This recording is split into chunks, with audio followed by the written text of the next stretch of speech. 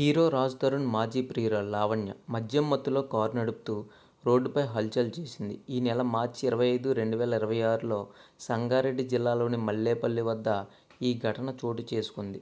స్థానికుల వివరాల ప్రకారం లావణ్య మద్యం మత్తులో కారు నడుపుతూ మల్కాపూర్ మండలం మల్లేపల్లి గ్రామం వద్ద ఒక బైకును ఢీకొట్టింది. అంతేకాకుండా ప్రమాదం జరిగిన తర్వాత ఆమె ఆగకుండా వెళ్లిపోయే ప్రయత్నం చేయగా స్థానికులు ఆమె కారును అడ్డుకున్నారు. క్షమాపణ చెప్పమని కోరినందుకు ఆమె స్థానికులతో వాగ్వాదానికి దిగింది. దీంతో కొండాపూర్ పోలీసులు ఘటనా స్థలానికి చేరుకుని లావణ్యకు బ్రీత్ ఎనలైజర్ టెస్ట్ నిర్వహించగా మద్యం సేవించినట్లు తేలింది.